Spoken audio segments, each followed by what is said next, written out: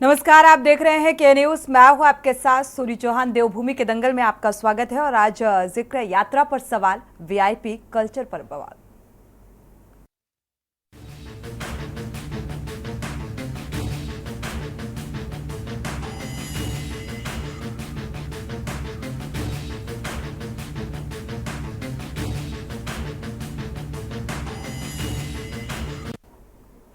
हिंदुओं की आस्था की सबसे बड़ी धार्मिक यात्रा यानी कि चारधाम यात्रा का आगाज हो चुका है और बद्रीनाथ, केदारनाथ, गंगोत्री और यमुनोत्री धाम के कपाट खुल गए हैं। विधि विधान और पूजा अर्चना के साथ ही यात्रा की शुरुआत हुई और श्रद्धालुओं में भी काफी उत्साह देखने को मिल रहा है। आलम यह है कि 22 मई तक के लिए ऑफलाइन पंजीकरण फुल हो गए हैं। अब तक चारों धामों के लिए 23 लाख से ज्यादा श्रद्धालुओं ने पंजीकरण करा लिया है। सरकार के लिए इन सभी श्रद्धालुओं को दर्शन कराना बेहद चुनौतीपूर्ण साबित हो रहा है। एक और जहां झाम से लोग परेशान नजर आ रहे हैं, तो दूसरी ओर चारों धामों में उमड़ रही श्रद्धालुओं की भीड़ को दर्शन कराने में सरकार के पसीने छूट गए हैं। और इस बीच केदारनाथ में व्यापारियों के विरोध के बाद अगर बद्रीनाथ धाम के पुरोहितों और पंडा समाज ने विरोध शुरू कर दिया है। हालांकि ये नाराजगी काफी अरसे से चली आ रही है। बद्रीनाथ धाम में वीआईपी व्यवस्था और बामनी गांव को जाने वाला आम रास्ता जो है वो बंद करने के विरोध में तीर्थ पुरोहित, पंडा समाज, स्थानीय लोग विरोध में उतर आए हैं। पंडा समाज और तीर्थ पुरोहितों ने इसके विरोध में मंदिर परिसर के पास ही बैठकर सांकेतिक धरना भी दिया। विपक्ष ने अब सरकार की घेराबंदी तेज कर दी है। कांग्रेस का कहना है कि सरकार ने चारधाम यात्रा के लिए ना तो कोई तैयारी की और ना ही पिछले सालों के अनुभवों से कोई सीख ली है। कांग्रेस ने मुख्यमंत्री पुष्कर सिंह धामी और राज्यपाल लेफ्टिनेंट जनरल गुरमीत सिंह के केदारनाथ में दर्शन करने पर भी सवाल उठाए हैं। दरअसल राज्य सरकार ने शुरुआती 15 दिनों तक वीवीआईपी दर्शन पर रोक लगाई है और ऐसे में मुख्यमंत्री और राज्यपाल ने केदारनाथ धाम के कपाट खुलने के अवसर पर ही उपस्थित होकर अपनी ही सरकार के फैसलों का उल्लंघन किया है। ये सवाल भी उठ रहा है, अगर यात्रा का आगाज ऐसी व्यवस्थाओं से हो रहा है तो अंजाम कैसा होगा। इसी मुद्दे को लेकर विस्तार से चर्चा करेंगे। पहले आपको रिपोर्ट दिखाते हैं।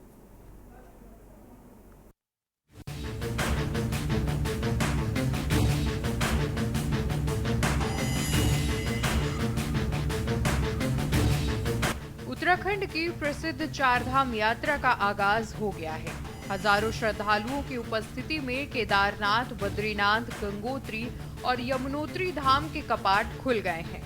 इस वर्ष की भी चारधाम यात्रा को लेकर श्रद्धालुओं में काफी उत्साह देखने को मिल रहा है।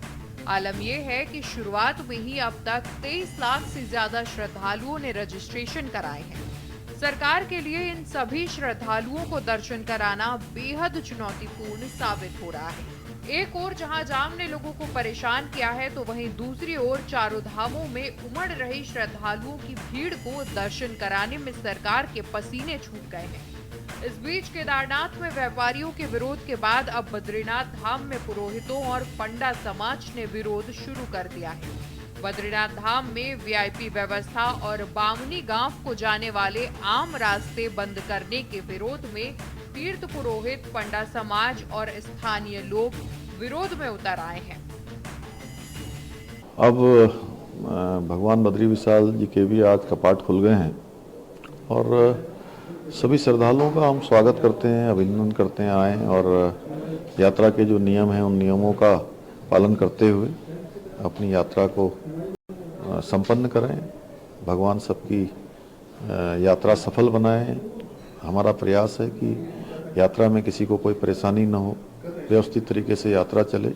शुरुआती दिनों में अत्यधिक लोग पहुंच रहे हैं। मेरा उन सभी से कहना है कि जो यात्रा के नियम हैं, रजिस्ट्रेशन है, बुकिंग है, मौसम की जानकारी है, वो सब जानने के बाद ही यात्रा आगे बढ़ाएं। मैं भगवान से प्रार्थना करूंगा, चार धामों से प्रार्थना करूंगा कि सभी की मनोकामनाएं पूर्ण हों, सबकी यात्रा सफल हो। बद्रीनाथ केदारनाथ मंदिर समिति द्वारा पिछले वर्ष से यहाँ पर एक वीआईपी कल्चर शुरू किया गया है। दर्शन कराने की यहाँ पर व्यवस्था है। आज यहाँ पर सारे तीर्थ पुरोहित, हकोकुधारी, जितने भी मंदिर की परंपरा से जुड़े हैं, स्थानीय लोग हैं, हम लोगों ने संयुक्त तत्वावधान में आज यहाँ पर धरना प्रदर्शन किया है और पिछले 2 घंटे से यहाँ पर लगातार धरना प्रदर्शन जारी है। यहाँ पर जो वीआईपी का द्वार बना हुआ था उसको यहाँ पर मंदिर समिति प्रशासन ने हटा दिया है, लेकिन हमारी मांग है कि ये वीआईपी कल्चर पूरी तरह से खत्म हो। आपको बता दें कि राज्य सरकार ने बद्रीनाथ और केदारनाथ धाम में पिछले वर्ष से वीआईपी दर्शन की व्यवस्था लागू की थी। इसके लिए 300 रुपए का शुल्क अतिरिक्त देना होता है। इस व्यवस्था को बंद करने की मांग को लेकर ही बद्रीनाथ धाम में पुरोहितों और पंडा समाज ने विरोध शुरू कर दिया है। वहीं धामी सरकार ने चारधाम की यात्रा शुरू होने से पहले ही शुरुआती 15 दिनों तक वीवीआईपी दर्शन पर रोक लगाई थी, लेकिन मुख्यमंत्री और राज्यपाल ने केदारनाथ धाम के कपाट खुलने के अवसर पर ही उपस्थित होकर अपनी ही सरकार के फैसलों का उल्लंघन कर दिया, जिस पर लगातार विपक्ष सवाल खड़े कर रहा है। चारधाम यात्रा की शुरुआत में ही जिस तरीके से अव्यवस्थाएं हावी हो गई हैं, उससे साफ पता लग रहा है कि सरकार ने जो है चारधाम यात्रा को गंभीरता से नहीं लिया, कोई होमवर्क नहीं किया, कोई तैयारी नहीं की। विपक्ष लगातार जो है सरकार को चेताने का काम कर रहा था। यमुनोत्री धाम के पैदल मार्ग में जिस तरीके से श्रद्धालुओं का जन सैलाब उमड़ा, वहां पर प्रशासन की कोई व्यवस्थाएं नजर नहीं आई। आप देखिए कि हजारों श्रद्धालुओं को जो है दर्शन किए बिना जो है वापस जाना पड़ा। वही स्थिति बद्रीनाथ धाम के जो है कपाट उद्घाटन के अवसर पर नजर आई। वहां भी जो है इतने संख्या में श्रद्धालु पहुंचे कि प्रशासन की व्यवस्थाएं चरमराती हुई नजर आई। चारधाम यात्रा की अगर बात करें तो 2-4 बातें जो सरकार ने बोली है। सबसे पहले तो उन्होंने कहा कि 25 तारीख तक कोई भी वीआईपी जो है चारधाम यात्रा में वहाँ पे अपनी उपस्थिति दर्ज नहीं करेगा। दूसरी बात, इन्होंने अब की बार सुचारू व्यवस्था की बात की थी कि जो भी तीर्थयात्री वहाँ पे आएगा उनके लिए पूरी व्यवस्था हमने कर दी है, लेकिन वीआईपी कल्चर का बढ़ावा देने के लिए स्वयं उस बात को अगर तोड़ा है किसी ने, सबसे पहले तो माननीय मुख्यमंत्री जी ने ही तोड़ा है। धामी जी स्वयं वहाँ गए, अपना सपरिवार लेके गए। वहाँ पे अभिनेत्रियों से लेके महामहिम राज्यपाल से लेके वो सब वहाँ पे जा रहे हैं। कि अपेक्षा से अत्यधिक श्रद्धालु आने के कारण ये समस्या कुछ सामने आई, लेकिन हमारी सरकार आदरणीय मुख्यमंत्री पुष्कर सिंह धामी जी श्रद्धालुओं को सुव्यवस्थित, सुरक्षित और सुगम यात्रा देने के लिए कृत संकल्पित हैं, उसके लिए प्रयास कर रहे हैं। इसके लिए यात्रा रूटों पर सभी प्रकार की व्यवस्थाएं की गई हैं और हर यात्री के चाहे हम जहां पर पंजीकरण की व्यवस्था की गई वहां पर सुविधाओं की बात करें या यात्रा रूटों पर व्यवस्थाओं की बात करें, हर प्रकार की सुविधाएं, यहाँ तक कि अगर कहीं पर विलम्ब किसी यात्री को हो गया उसके खाने तक की, रहने तक की व्यवस्था सरकार के द्वारा की जा रही है। कुल मिलाकर हिंदू आस्था की सबसे बड़ी धार्मिक यात्रा के आगाज होने के साथ ही अव्यवस्थाओं का आलम देखने को मिल रहा है। हालांकि सरकार की कोशिश है कि श्रद्धालुओं को सरल और सुगम यात्रा कराई जाए, लेकिन श्रद्धालुओं की बढ़ती संख्या के साथ ही तीर्थ पुरोहितों और व्यापारियों के आंदोलन ने सरकार की चिंता को और बढ़ा दिया है। देखना होगा सरकार इस नाराजगी के बीच आखिर कैसे सुव्यवस्थित तरीके से यात्रा का संचालन करा पाती है। Uttarakhand desk report.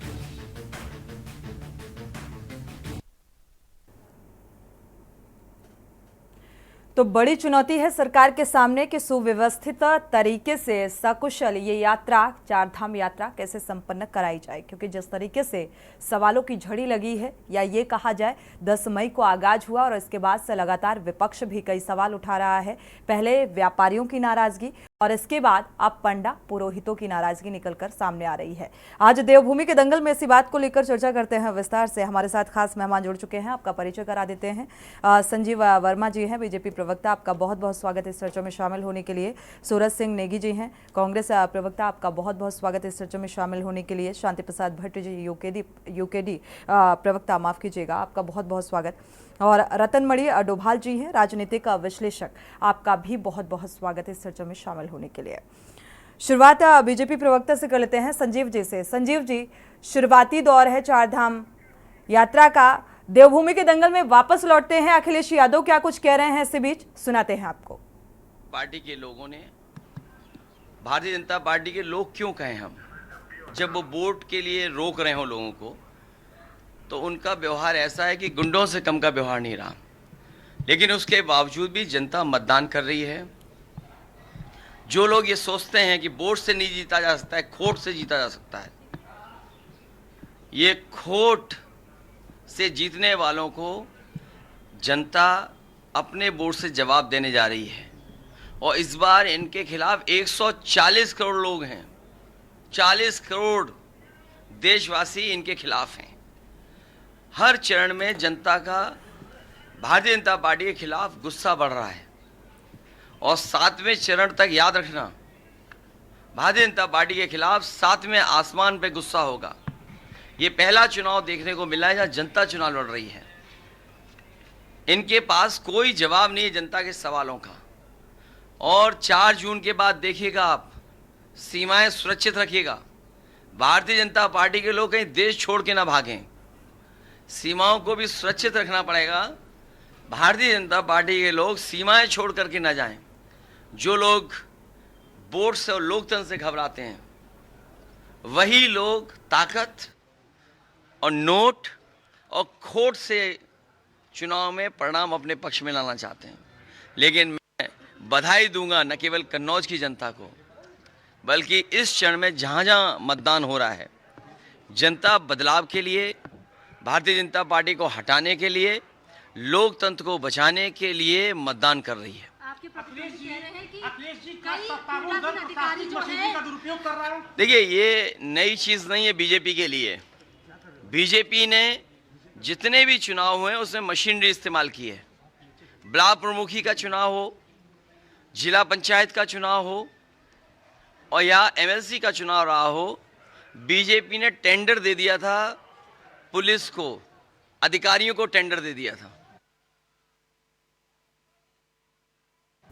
लेकिन इस बार मुझे खुशी है कि जनता किसी की परवाह नहीं कर रही है। मैं कई सूचनाएं बता सकता हूं। जहां हम खड़े हैं यहीं पर भारतीय जनता पार्टी के गुंडे ने समाजवादी पार्टी के कार्यकर्ता को मारा, लेकिन उससे वोट नहीं प्रभावित कर पाया।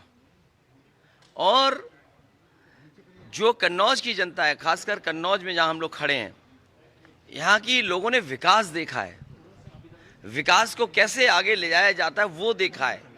और दूसरी तरफ उन्होंने एक जिसकी भाषा और व्यवहार ऐसा रहा, हर एक को अपमानित किया। यहाँ के सांसद ने पुलिस को पीटा। पीटना तो एक बड़ा सभ्य शब्द है। यहाँ की पुलिस को ठोका, और इतना ठोका किसी दवाई के असर की वजह से कि जिसकी वजह से उनके खिलाफ एफआईआर दर्ज हुई। यहीं पर थोड़ी दूर भगवान बुद्ध, उनकी मूर्ति लग गई थी चौराहे पर, तिराहे पर, लेकिन इन्होंने रातों रात भगवान बुद्ध की मूर्ति हटवा दी। वीरांगना अवंतीबाई, उनकी प्रतिमा को लगाने को लेकर के तमाम बातें रहीं। और फिर इन्हीं बीजेपी के लोगों ने कहा कि लोधी वोट तो हम खरीद लेते हैं। तमाम ऐसे अधिकारी हैं जो डरी जवान से बोल नहीं पा रहे हैं। और यहाँ के एक पाल समाज के नेता थे, उन्हें कितना डराया, धमकाया और अपमानित किया। तो जिस पार्टी के खिलाफ साक के मतदाता हो, जिस पार्टी के खिलाफ लोधी राजपूत मतदाता हो, जिस पार्टी के खिलाफ पाल समाज हो, जिस पार्टी के खिलाफ जनता के आम लोग हों, जिस सांसद और पार्टी के खिलाफ यहाँ का एक एक इत्र का व्यापारी हो। कन्नौज कभी खराब भाषा के लिए नहीं जाना जाता था। यहाँ का इतिहास सुगंध से रहा, परफ्यूमरी रहा, और परफ्यूम की ये राजधानी है। अगर फ्रांस और ग्रास दुनिया की परफ्यूमरी की कैपिटल है, तो भारत की कन्नौज परफ्यूमरी की कैपिटल है। उसको इन्होंने यहाँ की सुगंध को कोशिश की खराब करने की, लेकिन जनता इस बार वोट डाल डाल के वोट इनका इलाज करने जा रही है। इसीलिए बौखलाए हुए घूम रहे हैं, हमारे कार्यकर्ताओं के खिलाफ कार्रवाई कर रहे हैं, अपने मनमर्जी पुलिस लगवाना चाहते हैं। लेकिन हमें खुशी है कि सबका समर्थन मिल रहा है समाजवादियों को। अखिलेश जी, आपने कन्नौज से जिस दौरान नामांकन किया और राहुल गांधी ने रायबरेली से किया, उसके बाद बीजेपी के तमाम स्टार कैंपेनर्स जो हैं वो इन दोनों सीटों पर फोकस बनाए हुए हैं, क्या कहेंगे? बीजेपी अपने ही खोदे हुए गड्ढे में गिर पड़ी। जो नैरेटिव उन्होंने नेगेटिव क्रिएट किया था, जो उनकी नकारात्मक राजनीति थी, आज नकारात्मक राजनीति को सुनने के लिए कोई तैयार नहीं है। बीजेपी की हर कहानी फ्लॉप हुई उनकी। उनके घिसे पिटे डायलॉग कोई नहीं सुनना चाहता है। क्या डायलॉग है उनके, बड़े नेताओं के, छोटे नेताओं के और उनसे छोटे नेताओं के? इनके घिसे पिटे डायलॉग, थकी हुई कहानी अब कोई सुनना नहीं चाहता। इनकी विदाई तय है।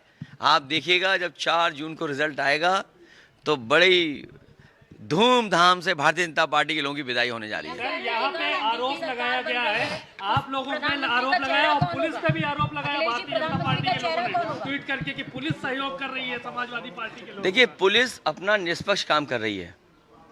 पुलिस अपना काम कर रही। पुलिस ने कहा कि आप बूथ मत जाइए, मैं बूथ नहीं जा रहा। उन्होंने कहा कि हम बीजेपी के सांसदों को भी बैठा देंगे, जो नेता बूथ में जाकर डरा धमका रहे हैं, तो हमने कहा हम भी नहीं कहीं जाएंगे।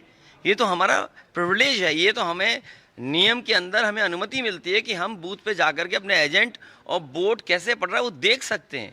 अगर इस कानून और नियम के बारे में नहीं जानते तो अलग बात है। लेकिन बीजेपी सुबह से, मैं आपसे कह रहा हूँ, कसाबा यहाँ बूथ जाइए आप, अगर आप निष्पक्ष पत्रकार हैं, कसाबा जाइए। बीजेपी के गुंडे ने एक हाथ समाजवादी पार्टी के लोगों पर व्यवहार खराब किया, लेकिन समाजवादी पार्टी उससे डरने वरने वाली नहीं है।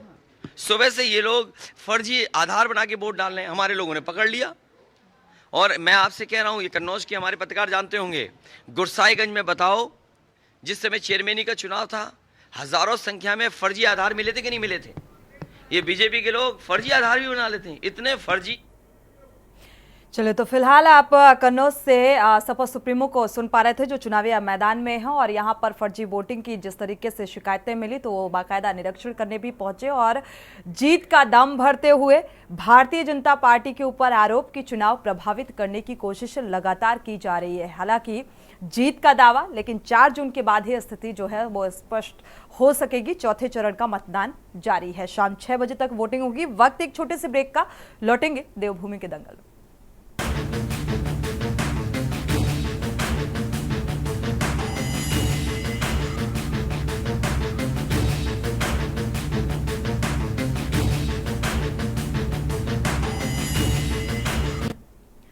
ब्रेक से वापस आ रहे हैं, देवभूमि के दंगल में वापसी करते हैं क्योंकि चौथे चरण का मतदान है और इसी बीच चारधाम यात्रा को लेकर देवभूमि में जो आरोप और प्रत्यारोप का दौर शुरू हो चुका है। खास मेहमान लगातार इंतजार कर रहे हैं, प्रतिक्रिया ले लेते हैं। बीजेपी प्रवक्ता का रुख करते हैं संजीव वर्मा जी का।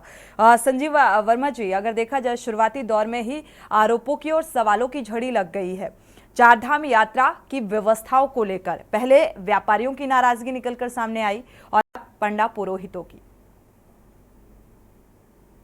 देखिए, सबसे पहले तो जितने भी चारधाम में श्रद्धालु सनातनी पहुंचे हैं दर्शन के लिए, मैं उन सभी का उत्तराखंड सरकार की ओर से और भारतीय जनता पार्टी की ओर से हार्दिक स्वागत और अभिनंदन करता।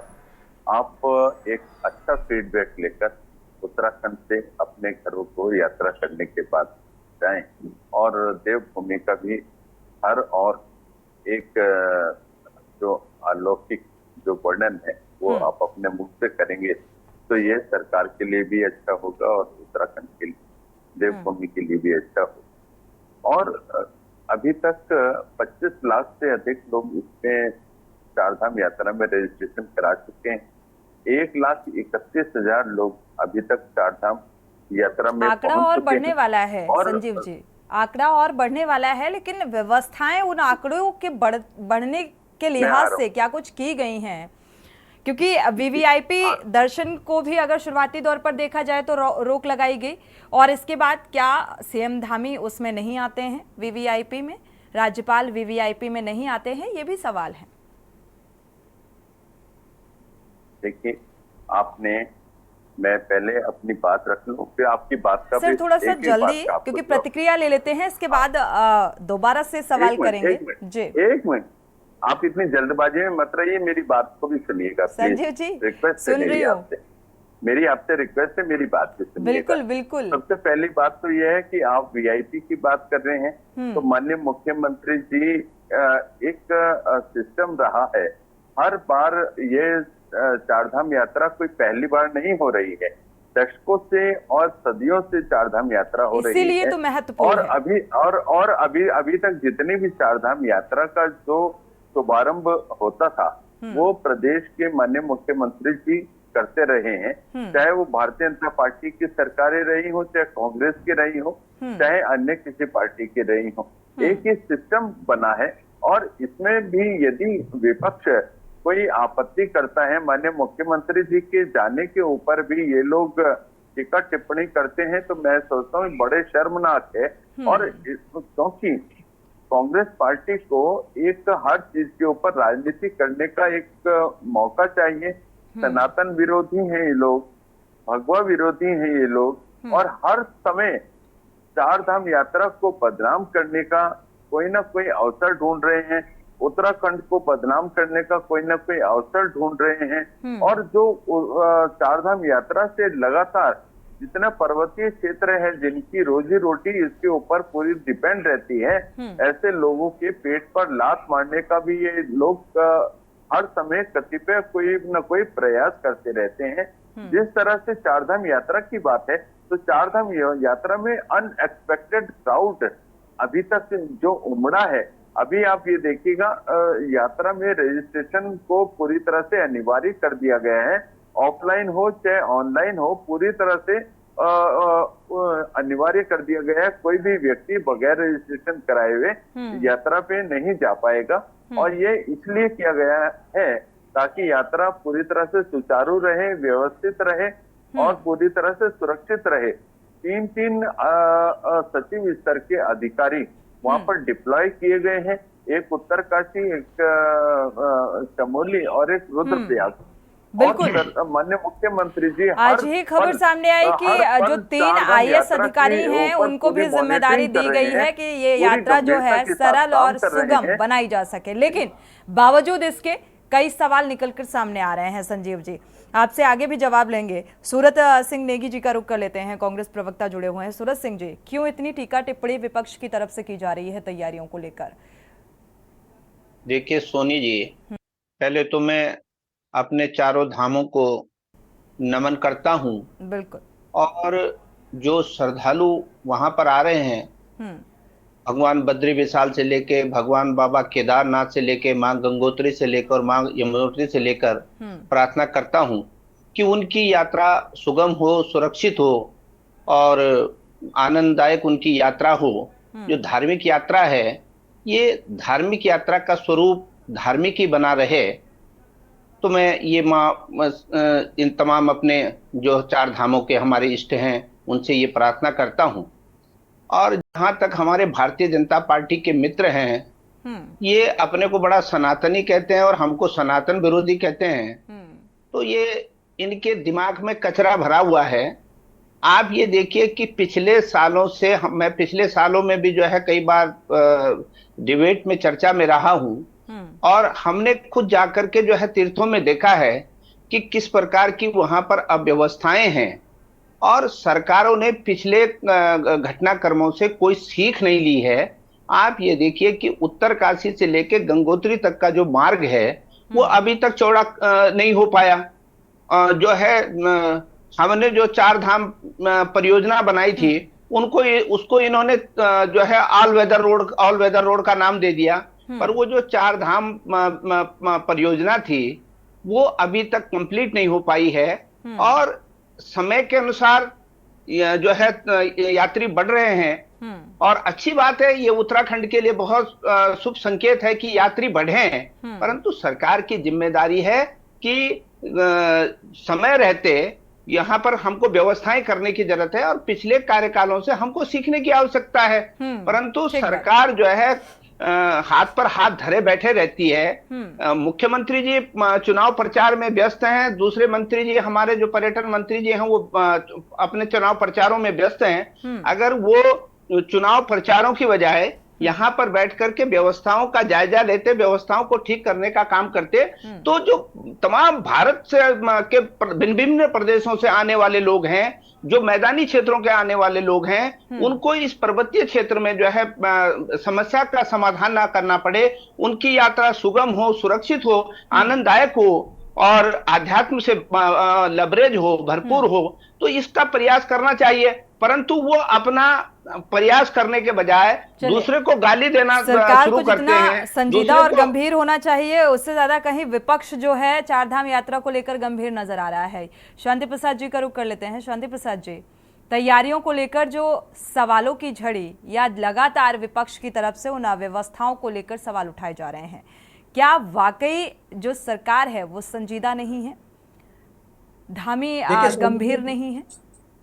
सबसे पहले तो संपूर्ण भारत से जो श्रद्धालु उत्तराखंड में चारधाम यात्रा पर आए हैं उनका स्वागत, और हम ईश्वर से प्रार्थना करते हैं उनकी यात्रा सफल हो और वो सुखद अनुभव लेकर अपने अपने प्रांतों में जाएं। दूसरा, तमाम धामों में देवी देवताओं को नमन करते हुए मैं इस डिबेट में सिर्फ इतना ही कहूंगा कि जो सरकार ने कहा, अगर सरकार उस पर ही अमल करती तो निश्चित रूप से ये सवाल खड़े ना होते और आज ये डिबेट ना होती। देखिए, मुख्यमंत्री जी ने कहा कि बहुत ज्यादा रजिस्ट्रेशन हो गए हैं। ऑनलाइन ऑफलाइन अगर रजिस्ट्रेशन की संख्या देखें तो लगभग 23-24 लाख आदमियों का रजिस्ट्रेशन हो चुका है। और मुख्यमंत्री जी ने कहा कि यात्रा में कोई वीआईपी दर्शन नहीं होंगे, स्वयं चले गए। शिल्पा शेट्टी भी आ गई, अब राज्यपाल भी आ गए। अपने कई बातों को स्वयं मुख्यमंत्री जी ने नकार दिया, तो सवाल तो बनेगा। तीसरी बात, अब आप बताइए, केदारनाथ में मूल निवासियों की दुकान उजाड़ी, व्यापारी धरने पे बैठ गए। बिल्कुल। पंडित पुरोहित इस बात से नाराज हो गए कि अभी हमारी जो यात्रा का समय है और आपने अव्यवस्था बना दी। केदारनाथ यात्रा जो है अगर अवरुद्ध होगी तो इसमें सरकार की प्रशासनिक इकाई का दोष होगा। अब फिर किसी तरीके से बद्रीनाथ में आप जाकर देखिए, बामणी गांव के लोग नाराज इस बात से हैं कि आपने रास्ता रोक दिया और वहां पर भी धरना दे रहे हैं, और वो भी मंदिर के ठीक सामने मुहाने पे। व्यापारियों का यह कहना है कि हमारे इस समय पर व्यापार होने का समय था, सरकार ने वहां भी उजाड़ दिया। और दोनों जगह उजाड़ने वाले गुजराती ठेकेदार। उत्तराखंड की शैली के विपरीत जो काम हो रहा है उससे वहां के पंडित पुरोहितों में बड़ी नाराजगी है, और उनका यह कहना है कि यात्रा के समय तोड़फोड़ करना ये ठीक नहीं है।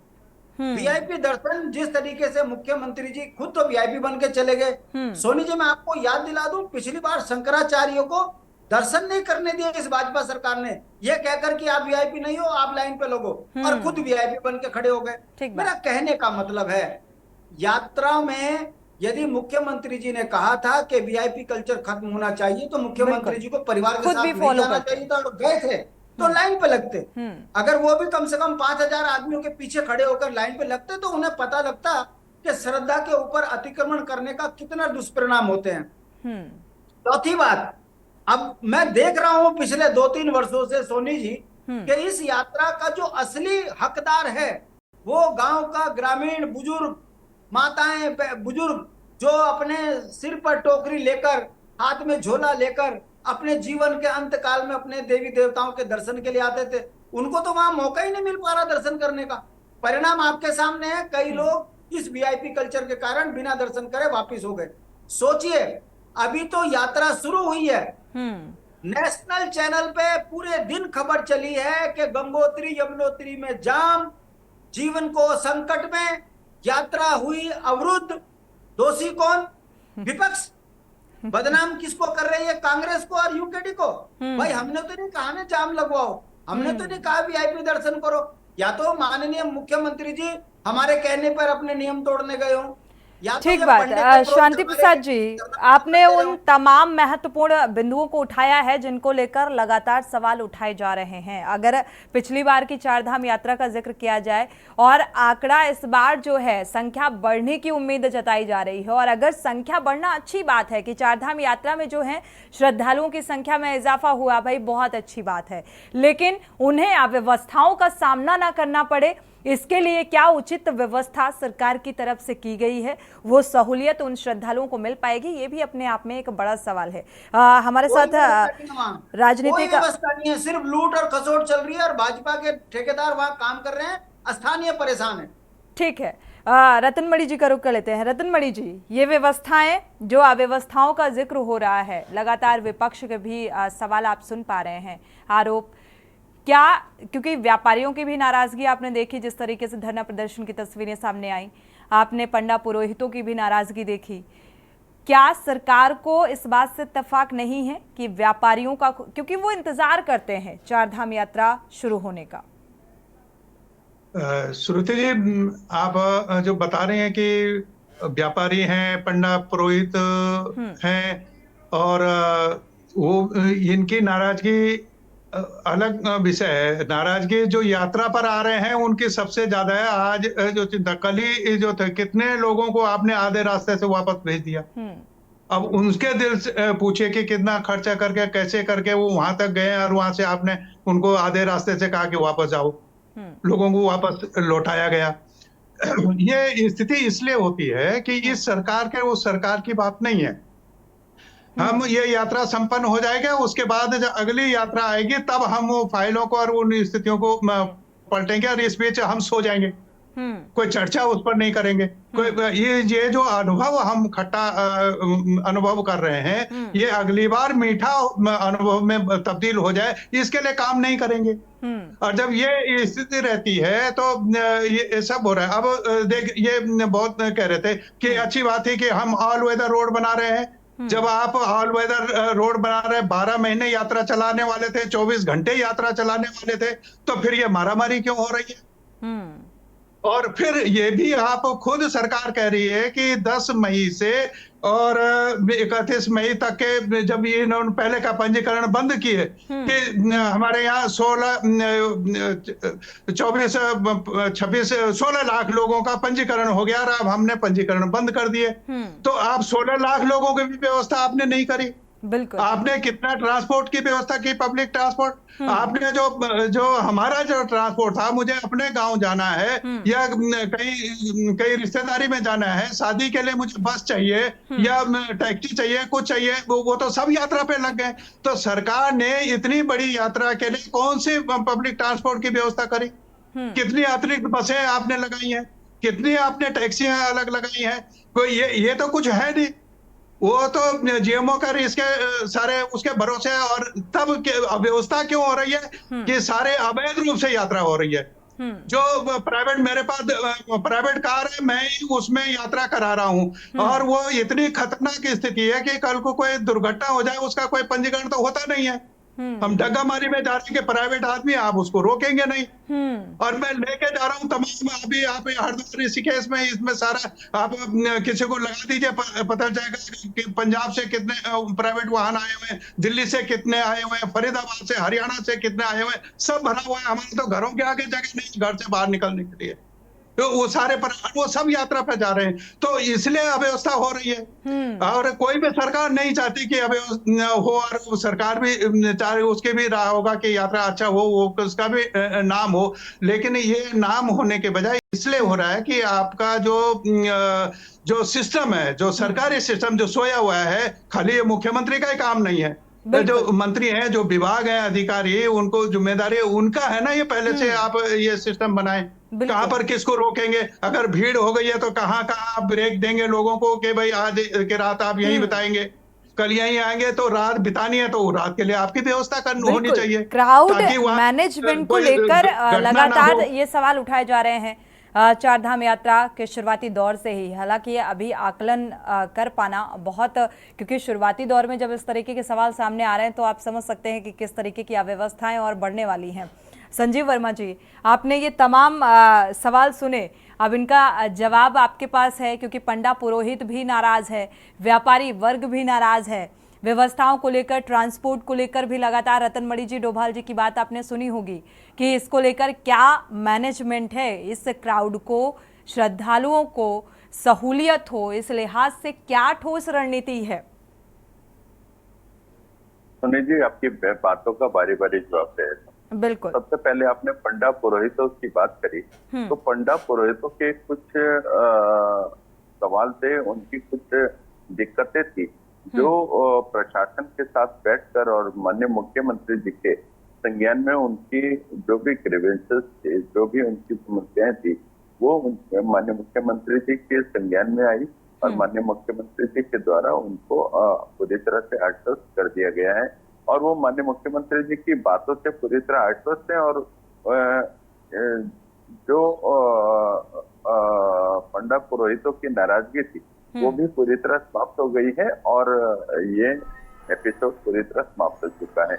अब बात रही अभी हमारे माननीय पत्रकार बंधु कह रहे थे कि जो कन्वेंस की व्यवस्था, तो कन्वेंस के लिए जो हमारी सरकारी बसें हैं, GMOU की बसें हैं और अन्य जितना भी हमारा पब्लिक ट्रांसपोर्ट है, उनकी तमाम व्यवस्था भी सरकार के द्वारा की गई है और बहुत ज्यादा वहां पर लोड ना हो जाए और जितनी भी वहां पर स्टेइंग कैपेसिटी है उसी के अनुसार वहां पर लोग जाएं ताकि न किसी को रुकने की में कोई दिक्कत हो, ना किसी को खान पान में दिक्कत हो, ना पानी की दिक्कत हो, ना किसी और तरीके न दर्शनों की दिक्कत हो।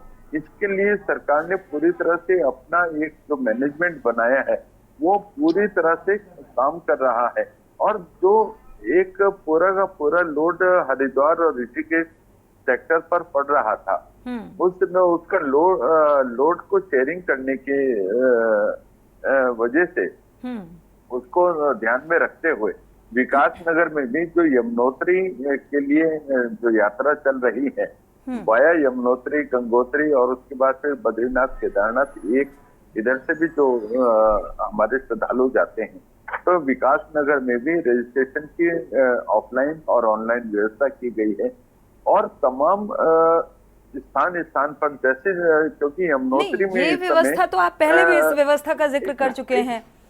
संजय जी समझिए, देखिए यमुनोत्री में क्योंकि श्रद्धालु बहुत ज्यादा संख्या में यकायक पहुंच गए हैं तो उन वहां पर बहुत ज्यादा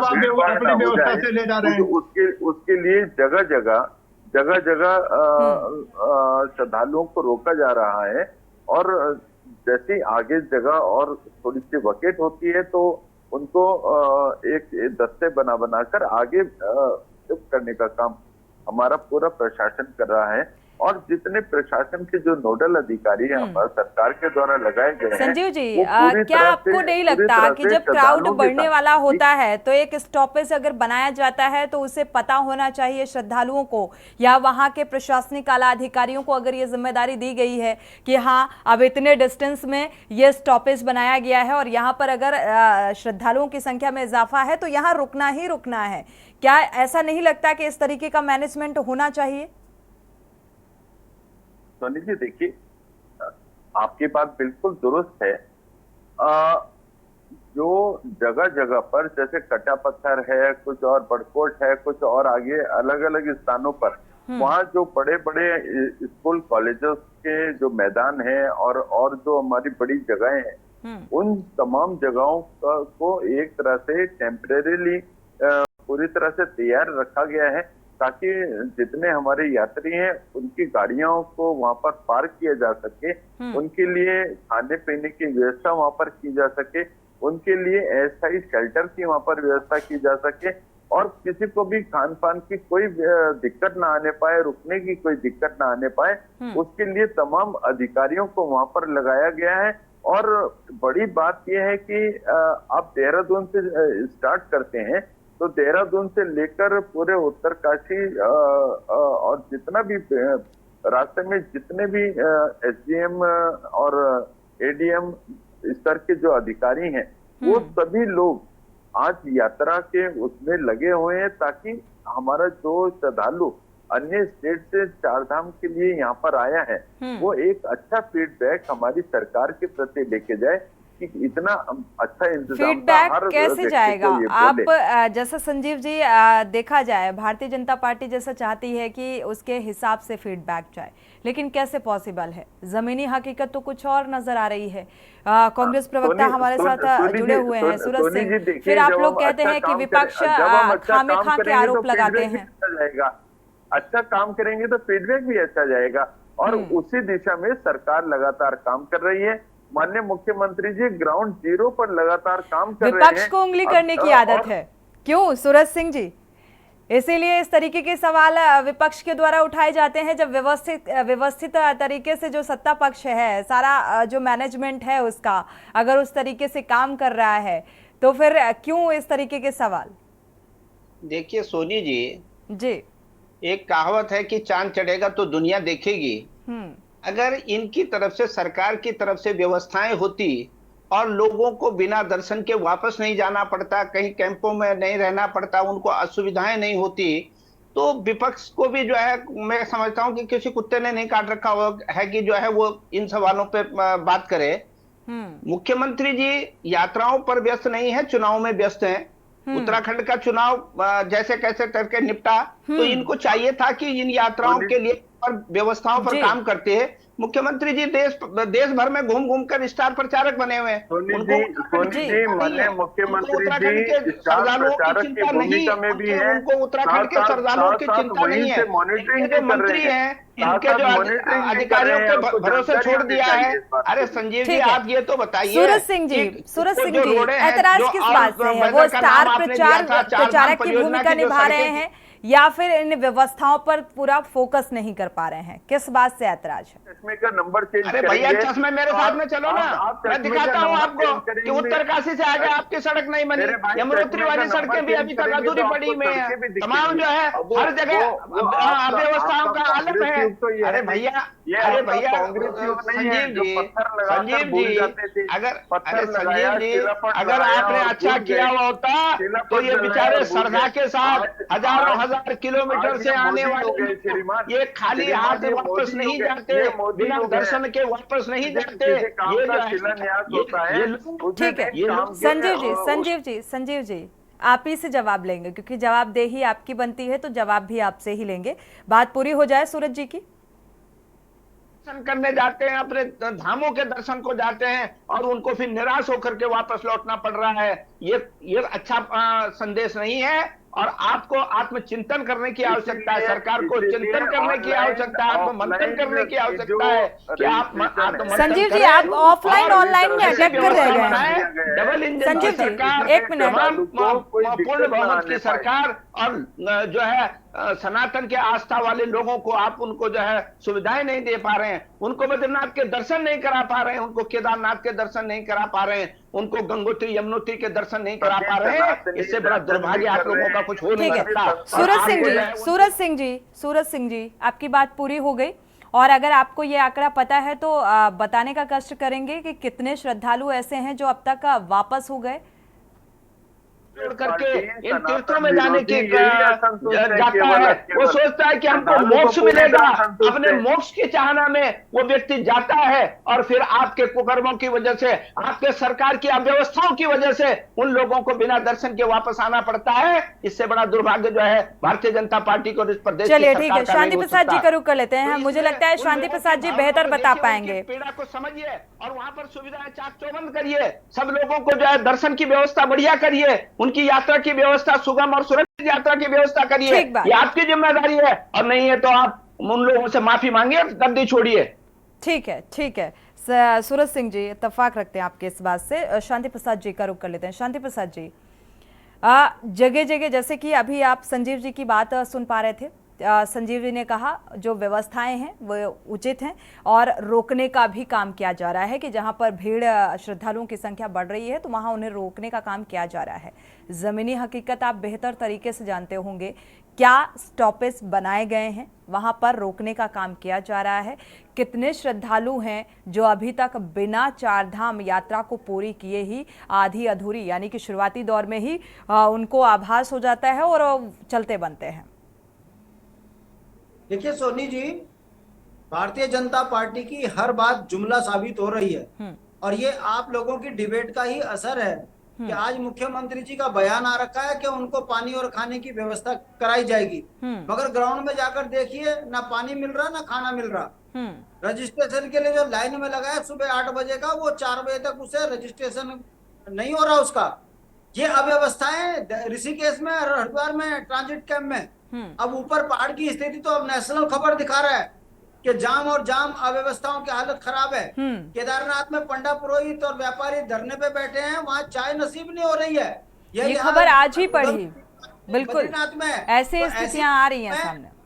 ऐसी स्थिति में माननीय मुख्यमंत्री जी को ये देखना चाहिए कि आखिर राज्य में चारधाम यात्रा हर वर्ष चलती है, क्या कारण है, कौन इसमें जिम्मेदार है कि यात्रा शुरू होने से पहले विवादित बन गई और नेशनल खबर बन गई।